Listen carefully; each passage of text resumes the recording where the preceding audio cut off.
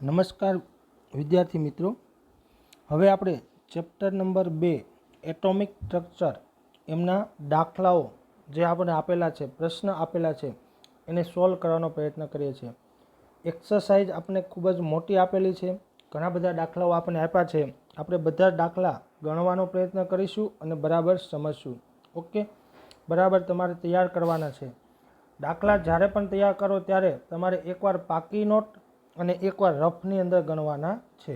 Okay, ચાલો પહેલો દાખલો આપણને આપ્યો છે. પહેલો પ્રશ્ન 2.1 ઇલેક્ટ્રોનની સંખ્યા કરો કે જેને ભેગા કરવાથી 1 ગ્રામ વજન થાય. ચાલો પહેલા પ્રશ્નનો જવાબ આપણે મેળવવાનો પ્રયત્ન કરીએ છીએ. ઓકે, ચાલો પહેલા પ્રશ્નનો જવાબ આપણે કઈ રીતે મેળવશું? તો આપણે એવું પૂછ્યું છે કે ભાઈ ઇલેક્ટ્રોનની સંખ્યા ગણો કે જેને ભેગા કરવાથી 1 ગ્રામ વજન થાય. તો આપણે ત્યાં એક ખ્યાલ હોવો જોઈએ કે ભાઈ એક ઇલેક્ટ્રોનનું દળ કેટલું છે, એ આપણે યાદ જ છે. કેટલું છે? 9.109 ગુણ્યા 10⁻28 ગ્રામ, બરાબર. એટલા ગ્રામ વજન હોય ત્યારે એક ઇલેક્ટ્રોન હોય. કેટલો હોય? એક ઇલેક્ટ્રોન હોય. જો ગ્રામમાં હોય તો -28 હોય અને કેજીમાં હોય તો -31 આપણે લખીએ છીએ. ઓકે, તો હવે એટલા ગ્રામે એક ઇલેક્ટ્રોન, તો 1 ગ્રામ વજન હોય ત્યારે કેટલા? માત્ર ત્રિરાશિ જ મૂકવાની છે. તો શું થશે? એક ગુણાશે એટલે 1 ગુણ્યા 1 છેદમાં કેટલા આવશે? 9.109 ગુણ્યા 10⁻28. ઓકે, હવે આ જે મેં કિંમત મૂકી છે એનું તમે સરળતાથી સાદુરૂપ આપી શકો. તમારે 1/9.109 કરવાનું છે કેલ્ક્યુલેટરથી, એટલે લગભગ આપને મળશે 0.1097 અને 10⁻28 ઘાત છે એ ઉપર જશે એટલે કેવી થઈ જશે? પ્લસ ઘાત, એટલે +28. 1 પોઈન્ટ ખસેડી દઈશું આપણે એટલે 1.097 ગુણ્યા 10⁻1 ઘાત શું થશે? વધી જશે. ઓલા 1 ઘાત શું થશે? ઘટી જશે. કેટલી થશે? 27. શું થશે? ઇલેક્ટ્રોન આપણે સંખ્યા મળે. આ એક સિમ્પલ ત્રિરાશિ મૂકી છે કે ભાઈ એટલા ગ્રામ વજન હોય તો એટલા ઇલેક્ટ્રોન, તો એટલા એ કેટલા, ત્રિરાશિ મૂકી શકાય. ચાલો હવે આપણે બીજો પ્રશ્ન આપ્યો છે, બીજો વિભાગ આપ્યો છે ચેપ્ટરનો, દાખલાનો. ચાલો એને ગણીએ આપણે. 1 મોલ ઇલેક્ટ્રોનનો ભાર અને દળ ગણો. 1 મોલ ઇલેક્ટ્રોનનો ભાર અને દળ ગણો. હવે આમની અંદર આપણે બે વિભાગ આપ્યા છે. એક આપણે ગણવાનું છે ભાર અને બીજું ગણવાનું છે દળ. હવે આપણે જાણીએ છીએ કે એક ઇલેક્ટ્રોનનું દળ આપણે આગળ જોયું કેટલું છે? 9.109 ગુણ્યા 10⁻31 કેજી. ગ્રામ હોય તો કેટલું હોય? -28. તો 1 મોલ ઇલેક્ટ્રોન એટલે કેટલા? આપણે જાણીએ છીએ 1 મોલ એટલે 6.022 ગુણ્યા 10⁻23 થશે. એટલા એ કેટલા? ત્રિરાશિ મૂકશું એટલે ડાયરેક્ટ 9.109 ગુણ્યા 10⁻31 ગુણ્યા આ અહીંયા જશે એટલે કેટલા આવશે? 6.022 ગુણ્યા 10⁻23 અને છેદમાં કેટલા આવશે? 1. બસ આ બેનું સાદરૂપ આપી દેશું. આ બેનો ગુણાકાર 9 × 54 એટલે 54 પોઈન્ટ કેટલા આવશે? 85. કેલ્ક્યુલેટરની મદદથી કરી શકાય. આ બેને બાદબાકી કરશું એટલે 10ની કેટલી આવશે? -8 ઘાત. ઓકે, તો તમારો આન્સર આવશે 5.485 ગુણ્યા 10⁻7 કેજી. એટલું વજન થશે. એક ઇલેક્ટ્રોનનું દળ એટલું, તો 6.022 ગુણ્યા 10⁻23 કેટલું? આ રીતે કહી શકાય. આ આપણે એમનો પહેલો વિભાગ આપ્યો છે, બીજા ભાગનો પહેલો. હવે એમાં આપણે બી ગણીએ. આપણે એનો ભાર તો ગણી દીધો, હવે આપણે એનું દળ તો ગણી દીધું, હવે આપણે એનો ભાર ગણીએ. જો એક ઇલેક્ટ્રોનનો વીજભાર કેટલો છે? તો કે 1.6022 ગુણ્યા 10⁻19. હવે આ બધી વસ્તુ આપણે યાદ હોવી જોઈએ. કુલમ. ઓકે, તો 1 મોલ એટલે કેટલા થશે? 6.022 ગુણ્યા 10⁻23 એટલે આપણે એમ કહેશું કેટલા? તો કે 1.6022 ગુણ્યા 10⁻19 ગુણ્યા 6.022 ગુણ્યા 10⁻23. ઓકે, અને છેદમાં કેટલા આવશે? 1. તો આપણે બેનો ગુણાકાર કરશું એટલે કેટલો મળશે? 9.6484 10 કેટલા આવશે 4। તો આપણે આ પછી આમાં ઉમેરી દઈશું એટલે કેટલા મળશે 96,484 આ ગુણાકાર મળશે, જે આપણે નિયર અબાઉટ કેટલા લઈએ છીએ 96,500 કુલમ। એટલે આપણે કહી શકીએ કે 1 મોલ ઇલેક્ટ્રોનનો જે વીજભાર છે, આ વીજભાર કેટલો હોય તો કે 96,500 કુલમ, જેને 1 ફેરાડે પણ કહેવાય। શું કહેવાય? ફેરાડે પણ કહેવાય। તમને કોઈક પૂછે કે ભાઈ 1 ઇલેક્ટ્રોન કેટલા વીજભારનું વહન કરે, તો કે 1 મોલ ઇલેક્ટ્રોન હંમેશા 1 ફેરાડે વીજભારનું વહન કરે, એટલે કેટલું 96,500 કુલમ વીજભારનું વહન કરે છે। ઓકે, તો આપણો એક આખો દાખલો કમ્પ્લીટ થઈ ગયો। ઓકે, ત્રિરાશિ છે, સામાન્ય પહેલા ચેપ્ટરમાં જે કેલ્ક્યુલેશન આપી છે એનો ઉપયોગ કરીને જ આપણે ગણવાનું છે। ચાલો હવે દાખલા નંબર 2 ઉપર જઈએ આપણે। ચાલો બીજો દાખલો પણ એવો જ કંઈક આપ્યો છે કેલ્ક્યુલેશનનો આપણને। મિથેનના 1 મોલમાં રહેલા કુલ ઇલેક્ટ્રોનની સંખ્યા ગણો। મિથેનના 1 મોલમાં રહેલા, ચાલો તો પહેલા પ્રશ્નનો આપણે આન્સર મેળવવાનો પ્રયત્ન કરીએ છીએ।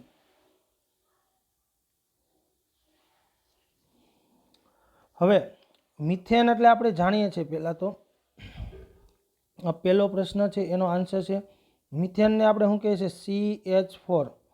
કુલ ઇલેક્ટ્રોન પૂછાશે, તો મિથેનના એક અણુમાં કેટલા ઇલેક્ટ્રોન હોય? એક અણુમાં ઇલેક્ટ્રોનની સંખ્યા કેટલી હોય? તો કે કાર્બનમાં 6 હોય અને હાઇડ્રોજનની એક એટલે કેટલી થાય 4, ટોટલ કેટલી થશે 10। કેમ કે મિથેન એટલે કોણ? કાર્બન પ્લસ 4 હાઇડ્રોજન, આવું થશે। એક કાર્બનનો પરમાણુ ક્રમાંક 6 છે એટલે કેટલા 6 ઇલેક્ટ્રોન, હાઇડ્રોજનમાં કેટલો હોય 1 હોય, ટોટલ કેટલા થશે 10, આપણે જાણીએ છીએ। હવે એક અણુમાં એટલા હોય તો મને કહો 6.022 ગુણ્યા 1023 મિથેનમાં કેટલા હશે? મિથેન અણુમાં ઇલેક્ટ્રોનની સંખ્યા કેટલી થશે? તો કે 10 ગુણ્યા 6.022 ગુણ્યા 1023 ઘાત, એટલે આપણને મળશે ટોટલ 6.022 ગુણ્યા 1024, કેટલા મળશે 1024। ઓકે, તો આ આપણે 1 મોલમાં ઇલેક્ટ્રોનની સંખ્યા મળી ગઈ। હવે આપણે એમાં બીજો પ્રશ્ન પૂછ્યો છે કે C14ના 7 મિલીગ્રામમાં કુલ ન્યુટ્રોનની સંખ્યા ગણો, કુલ ન્યુટ્રોનનું દળ ગણો અને 1 ન્યુટ્રોનનું દળ આપણે આપ્યું છે। ચાલો પહેલાં તો આપણે લખીએ 1 ન્યુટ્રોનનું દળ,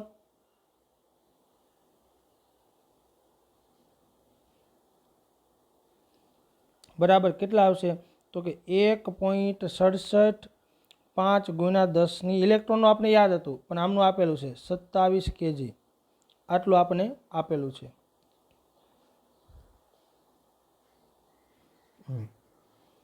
હવે ટોટલ આપણે વજન કેટલું આપ્યું છે? 7 મિલીગ્રામ આપ્યું છે। કેટલું આપ્યું છે? 7 મિલીગ્રામ। તો ચાલો એમાં આપણે પહેલું ગણીએ। એક C14નો અણુ છે મારી પાસે, માં ન્યુટ્રોન કેટલા હોય? તો ન્યુટ્રોનની સંખ્યા આપણે જાણીએ છીએ C14નું કુલ દળ કેટલું છે 14, એમાં પ્રોટોન કેટલા હોય 7, તો કેટલા આવશે? સોરી, કેટલા થશે 6, કાર્બનનો પરમાણુ ક્રમાંક 6 એટલે પ્રોટોન કેટલા હોય 6 હોય, તો કેટલા આવશે 8। ઓકે, આ ન્યુટ્રોન થશે। એક અણુમાં 8 ન્યુટ્રોન છે, કેટલા છે 8। તો 7 મિલીગ્રામના મોલ પહેલાં આપણે ગણવા પડશે। ઓકે, ચાલો તો 7 મિલીગ્રામ બરાબર શું આવશે? તો કે ખાલી જગ્યા ગ્રામ, તો કે 7 ગુણ્યા 10⁻3, કેમ કે ગ્રામ મોટો એકમ છે, તફાવત જેટલી માઇનસ ઘાત ઉમેરવી પડે, બરાબર। હવે આ જે 7 મિલીગ્રામ C14 છે એના મોલ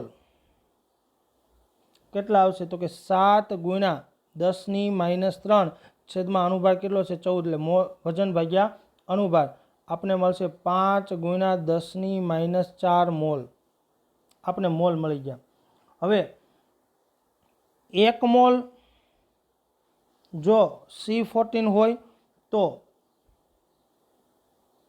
એમાં 8 મોલ ઇલેક્ટ્રોન હોય। એક અણુમાં 8 ઇલેક્ટ્રોન હોય તો 1 મોલમાં કેટલા હોય? 8 મોલ ન્યુટ્રોન હશે। ઓકે, તો 5 ગુણ્યા 10⁻4 મોલ હોય તો કેટલા? તો કેટલા આવશે? તો કે 8 ગુણ્યા એટલા તો 8 ગુણ્યા 5 ગુણ્યા 10⁻4 છેદમાં કેટલા આવશે? 1. એટલે આપને આ શું મળી ગયા? એમના ન્यूट्रॉनની સંખ્યા મળી ગઈ. હવે ન્यूट्रॉनના મોલ આપણને મળી ગયા છે, તો હવે એની સંખ્યા પણ મળશે. ચાલો તો ન્यूट्रॉनની સંખ્યા બરાબર શું આવશે? ન્यूट्रॉनના મોલ ગુણ્યા એવોગેડ્રો નંબર એટલે 6.022 ગુણ્યા 10⁻23. ઓકે, ચાલો ન્यूट्रॉनના મોલ આપણે કેટલા મળ્યા? 8 ગુણ્યા 5 ગુણ્યા 10⁻4. ઓકે, 6.022 ગુણ્યા 10⁻23. ઓકે, ચાલો તો આનો ગુણાકાર કરશો એટલે આપણે મળશે 240.88 ગુણ્યા 10⁻19 ઘાત. તો આપણે મળશે 2.4088 ગુણ્યા 10⁻21 ન્यूट्रॉन થશે. આની આપણે સંખ્યા મળી ગઈ. તમે જો કેલ્ક્યુલેશન પ્રમાણે આપણે શું કર્યું તો કે એકમાં આપણે જાણીએ છીએ 8, તો એક મોલમાં કેટલા થશે? 8 મોલ થશે. હવે એનો વજન ઉપરથી એના મોલ શોધી લીધા. એક એટલા તો એટલા એ કેટલા મોલ ગુણ્યા એવોગેડ્રો નંબર કરશું એટલે આપણે શું મળશે? એની સંખ્યા પ્રાપ્ત થશે. હવે એનો બી વિભાગ આપણને આપ્યો છે, એમાં આપણે ન્यूट्रॉनનું દળ ગણવું છે. ચલો તો ન્यूट्रॉनનું દળ બરાબર દળ કેટલું છે? આપણે આપેલું છે 1.67. એક ન્यूट्रॉनનું દળ 1.675 ગુણ્યા 10⁻27 શું છે? કેજી છે.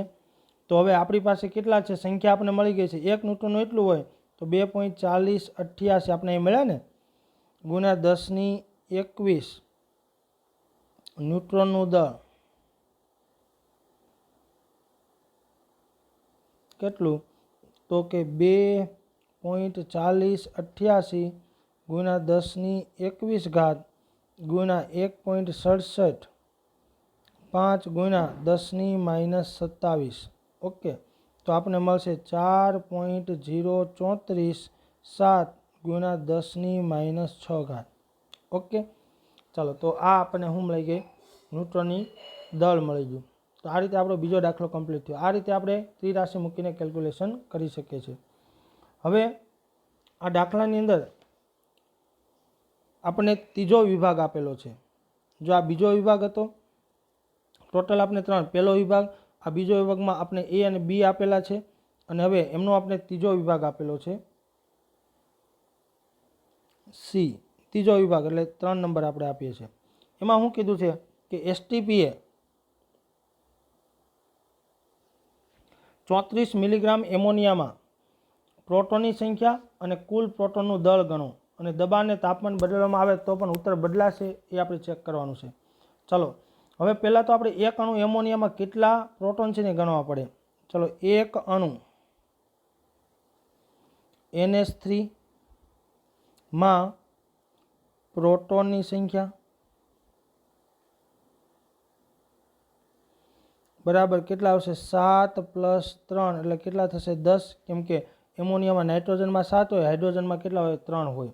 હવે 34 મિલીગ્રામ છે, એને ગ્રામમાં કન્વર્ટ કરવું પડશે. એમોનિયાના મોલ ડાયરેક્ટ આપણે ગણીએ તો આ 34 છે અને મિલીગ્રામને ગ્રામમાં ફેરલે 10⁻- કેટલી આવશે? 3 છેદમાં અનુભાર કેટલો છે? 17. એટલે આપણે મોલ મળશે 2 ગુણ્યા 10⁻³ મોલ એમોનિયા. આ એમોનિયાના મોલ મળી ગયા. હવે બસ ત્રિરાશિ આપણે મૂકશું. આપણે ત્રીજામાં આ એ આપણે ગણીએ છીએ. ઓકે, હવે ત્રિરાશિ મૂકીએ આપણે તો જો 1 મોલ આપણે ત્રિરાશિ ગણીએ તો 1 મોલ એમોનિયામાં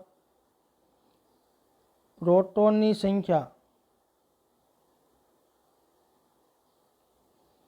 કેટલી થશે? તો કે એક અણુમાં 10 હોય તો 6.022 કેટલા હશે? ગુણ્યા 10 કરવા પડશે આપણે. આ 1 મોલની વાત છે. તો આપણી પાસે મોલ કેટલા છે? 2 ગુણ્યા 10⁻³ મોલ એમોનિયામાં કેટલા થશે? ત્રિરાશિ મૂકીએ તો 2 ગુણ્યા 10⁻³ ગુણ્યા 10 ગુણ્યા 6.022 ગુણ્યા 10⁻³ 23 ઓકે છેદમાં કેટલા આવશે 1 સાદુરૂપ આપી દઈએ તો 120.44 ગુણ્યા 10⁻20 આપણે સાદું આ ગુણાકાર કરવાનો છે અને પછી આપણે 3 કેન્સલ થઈ જશે આ 3 એમની સાથે કેન્સલ થઈ જશે હવે એને પોઈન્ટ કાપી નાખીએ એટલે આપણે મળશે 1.2044 ગુણ્યા 10 કેટલી આવશે 22 પ્રોટોન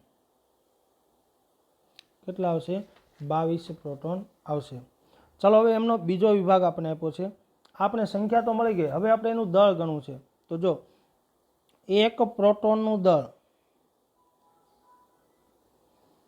દળ કેટલું છે 1.675 ગુણ્યા 10⁻27 kg ઓકે તો 1.2044 ગુણ્યા 10⁻22 પ્રોટોન હોય તો કેટલું તો આપણે મૂકશું 1.675 ગુણ્યા 10⁻27 ગુણ્યા 1.2044 ગુણ્યા 10⁻22 તો આપણે મળશે 2.015 ગુણ્યા 10⁻5 શું થશે kg ઓકે આમ પ્રોટોન ન્યુટ્રોન અને ઇલેક્ટ્રોનની સંખ્યા પર તાપમાન અને દબાણની અસર થશે નહીં આપણે પૂછ્યું છે ને છેલ્લે તો આપણે કહીશું કે પ્રોટોન ન્યુટ્રોન કે ઇલેક્ટ્રોનની સંખ્યા પર તાપમાનની અસર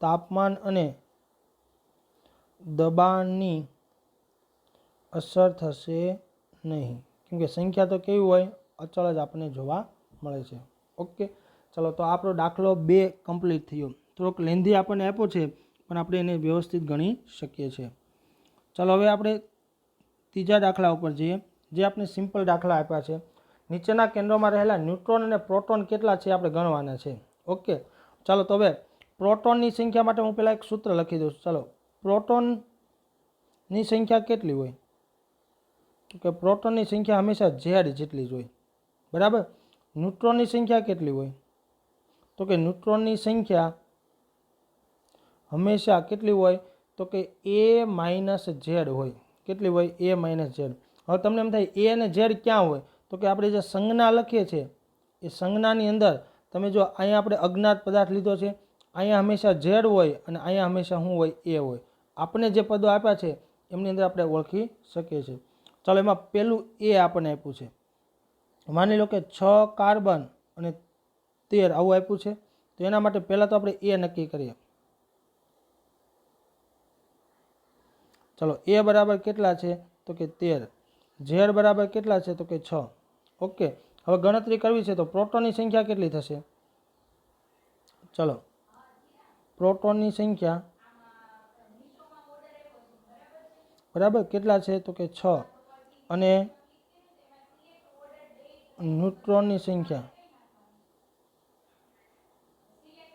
કેટલા આવશે તો કે 13 - 6 આપણે સૂત્ર પહેલાં મૂકીએ કેટલા આવશે a-z તો 13 - 6 એટલે કેટલા આવશે 7 કેટલા આવશે 7 આ પહેલો આન્સર છે આપણે બીજો લખીએ ચાલો તો ઓક્સિજન 8 કેટલા આવશે 16 હવે એ બરાબર કેટલા છે 16 અને ઝેડ બરાબર કેટલા છે તો કે 8 ઝેડ બરાબર કેટલા છે 8 હવે પ્રોટોનની સંખ્યા કોના બરાબર હોય ઝેડ બરાબર કેટલા છે 8 અને ન્યુટ્રોનની સંખ્યા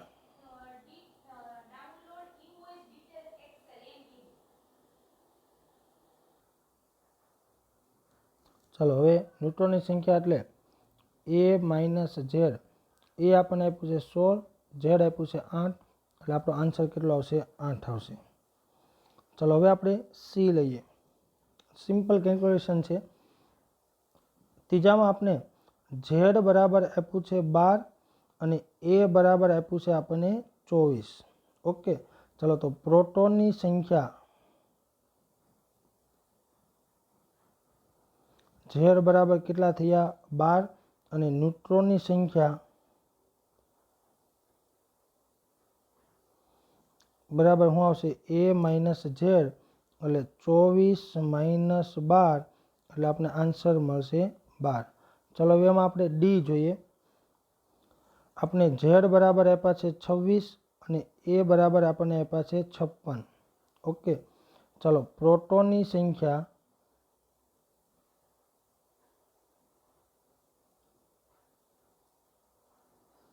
ઝેડ બરાબર 26 અને ન્યુટ્રોનની સંખ્યા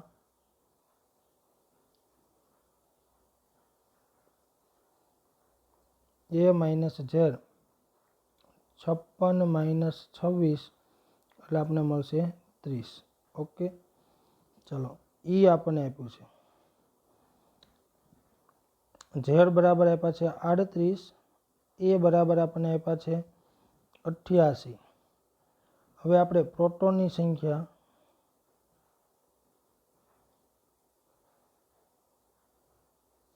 બરાબર ઝેડ બરાબર કેટલા આપ્યા છે 38 અને ન્યુટ્રોનની સંખ્યા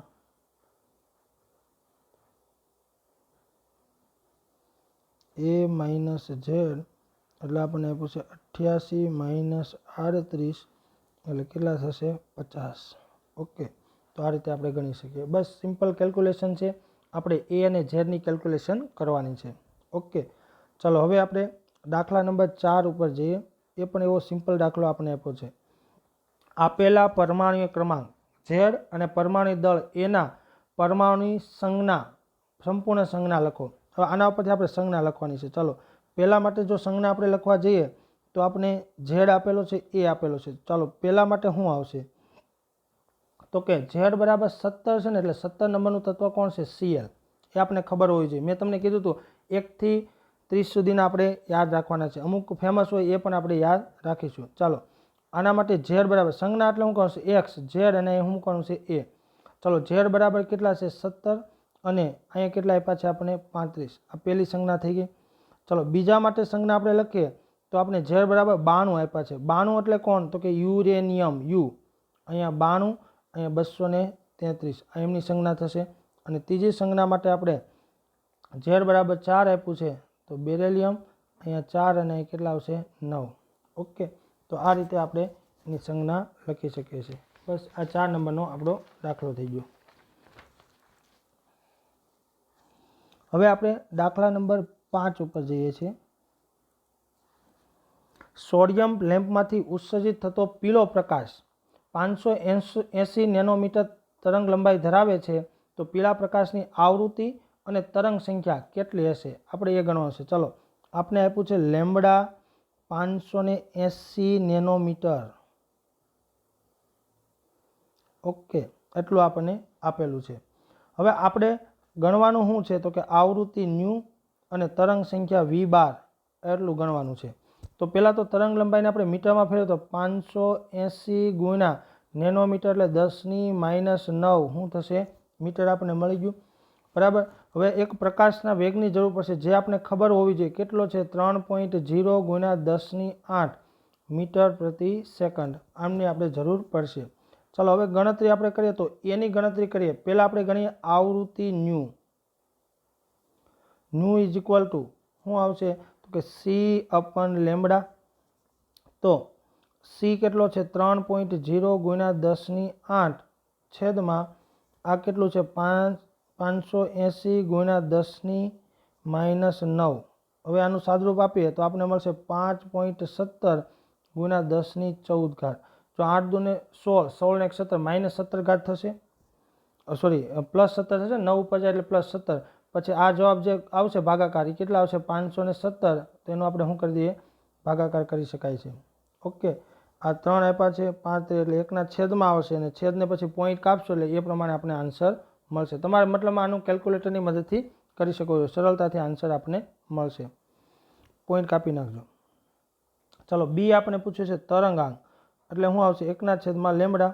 લેમ્બડાની કિંમત આપણે જાણીએ છીએ કેટલી છે 1/580 ગુણ્યા 10⁻⁹ એટલે 1.72 ગુણ્યા 10⁶ શું આવશે મીટર ઇન્વર્સ. આનું પણ તમારે સાદુરૂપ આપવાનું છે. ઓકે, ચાલો હવે 2.6ની આપણે વાત કરીએ. દરેક ફોટોનની ઉર્જા ગણો કે જે 3 × 10⁻15 હર્ટ્ઝ આવૃત્તિને અનુરૂપ પ્રકાશ આપે છે અને તરંગ લંબાઈ એંગસ્ટ્રોમમાં ધરાવે છે। ચાલો, તો હવે આપણે આવૃત્તિ આપી છે, એના પરથી આપણે ઉર્જા ગણવાની છે, તરંગ લંબાઈ આપી છે, એના પરથી પણ ઉર્જા ગણવાની છે। બંનેના સૂત્ર આપણે જાણીએ છીએ। જો આવૃત્તિનું ઉર્જા સાથેનું સમીકરણ E બરાબર શું આવશે? hν, આ સૂત્રનો ઉપયોગ કરશું। તરંગ લંબાઈ માટે આપણે E બરાબર શું આવશે? hc/λ, આ સૂત્રનો આપણે ઉપયોગ કરીશું। ઓકે, એટલે બંને માટે આપણે ઉર્જા ગણી શકાય। એક ફોટોનની આપણે ઉર્જા ગણવી હોય તો એના માટે આ બંને વસ્તુ કરી શકાય। ચલો, એમાં આપણે પહેલું જે પૂછ્યું છે ને એમાં આપણે આવૃત્તિ આપેલી છે 3 × 10⁻15 હર્ટ્ઝ એટલી આપેલી છે અને h આપણે જાણીએ છીએ પ્લાન્કનો અચળાંક 6.626 × 10⁻34 જૂલ સેકન્ડ। ઓકે, તો હવે આવૃત્તિનું સૂત્ર આપણે લખીએ તો E બરાબર શું આવશે? hν, h ની કિંમત મૂકીએ 6.626 × 10⁻34 અને આવૃત્તિ આપણને આપી છે 3.0 × 10⁻15। તો આપણે આન્સર મળશે 1.988 × 10⁻18 જૂલ। આ બેને આપણે ગુણી દઈશું, 15 કાઢી નાખશું એટલે કેટલા આવશે? માઇનસ આ 15 આમાંથી જશે એટલે કેટલા આવશે? 19 આવશે ને પછી આપણે એનો શું કાઢી નાખશું? પોઈન્ટ। 6 થઈને 18 અને પોઈન્ટ 19 જેવું થશે, 19.88 આવશે, એક પોઈન્ટ ખસેડી દઈશું એટલે કેટલી થઈ જશે? 18 થઈ જશે। એટલે આપણે પહેલાનો આન્સર મળી ગયો। તો આ એક ફોટોની ઉર્જા મળી ગઈ। ચલો, હવે આપણે બીજા માટે કેલ્ક્યુલેશન કરવી છે તો બીજામાં આપણે લેમ્બડા આપ્યું છે કેટલું? 0.5 એંગસ્ટ્રોમ, એને ગુણ્યા 10⁻10 શું થઈ જશે? મીટરમાં કન્વર્ટ થઈ જશે। પ્લાન્ક અચળાંકની જરૂર પડે તો 6.626 × 10⁻34 જૂલ ઇન્ટુ સેકન્ડ આવશે અને સી કેટલો છે તો કે 3.0 × 10⁸ મીટર પ્રતિ સેકન્ડ આવશે।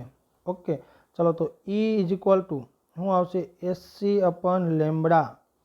તો આપણે સૂત્રમાં કિંમત મૂકીએ તો 6.626 × 10⁻34 ગુણ્યા 3.0 × 10⁸ છેદમાં 0.5 × 10⁻10।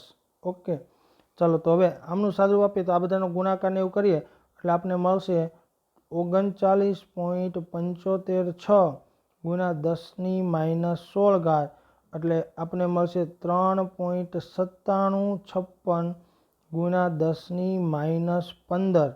આ શું આવશે? જૂલ પ્રતિ ફોટોન। આગળનો આન્સર પણ આપણે શું મળશે? જૂલ પ્રતિ ફોટોન।